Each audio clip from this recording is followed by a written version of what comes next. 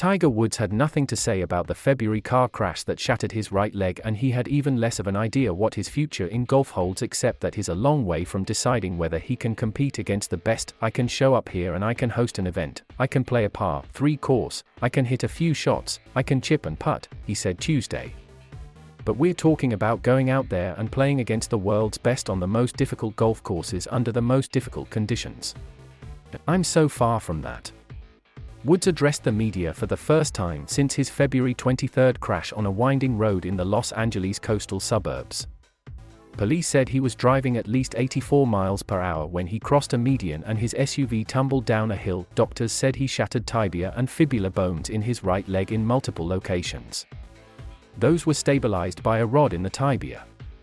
A combination of screws and pins were used to stabilize additional injuries in the ankle and foot. Asked his recollection of the accident, Woods said curtly, "All those answers have been answered in the investigation, so you can read about all that there in the police report." When asked if he had any flashbacks to the trauma, he replied, "I don't, number very lucky in that way." Woods said he felt fortunate to be alive and to still have his right leg. He said the possibility of amputation was on the table, and to be able to walk into the press center at Albany Golf Club without a noticeable limp.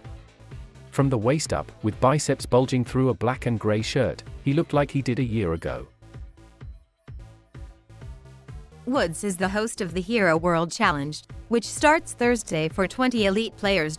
He said he spent 3 months immobilized. A makeshift hospital bed was set up in his Florida home before he could start moving around on crutches and eventually walk on his own. 2 weeks ago, he posted a video of his smooth swing with a short iron. That raised hopes that he was on his way back. On Tuesday, he hit the brakes on any notion that a comeback was near. Still to be determined is whether he even wants to go through the work required to compete at a high level. "I'd have a long way to go to get to that point," he said. "Now, I haven't decided whether or not I want to get to that point. I've got to get my leg to a point where that decision can be made, and we'll see what happens when I get to that point." What was clear was that any golf in his future would be limited, and it already was headed in that direction before the car crash.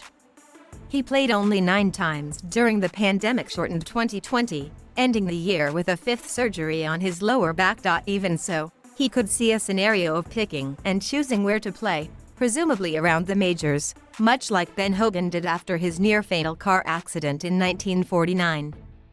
Woods won the Masters in 2019 after back fusion surgery, and just 2 years after he could barely walk and feared his career was over.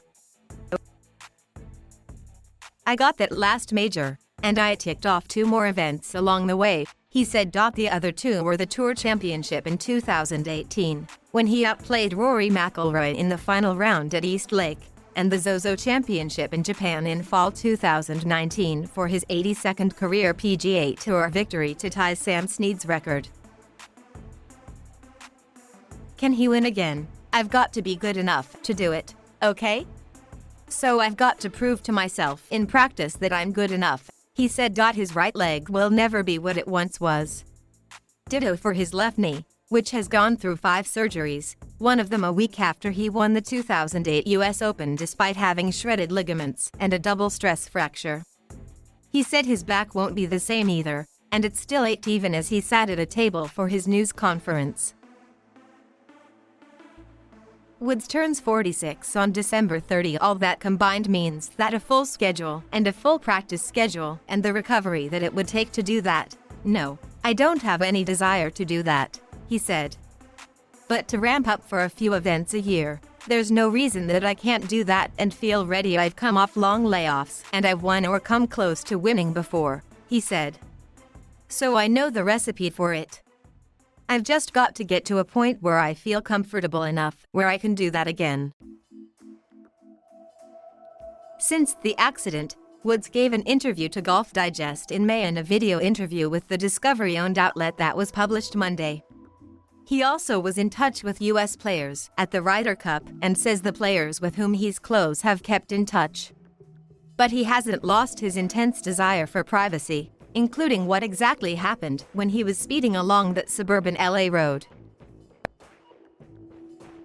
He said friends kept him from what was being said and written about him, and he refused to watch anything on TV except for sports. I didn't want to go down that road. I wasn't mentally ready for that road yet, he said. A lot of things in my body hurt at that time, and whether I was on medication or not, it still hurt. I didn't want to have my mind go there yet. It wasn't ready. Meanwhile, the Masters is 4 months away, and to hear Woods speak about the long road ahead, anything but the Masters Club dinner for champions seemed unlikely.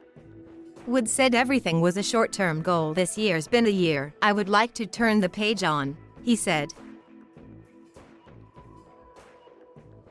Thank you for watching. Please subscribe.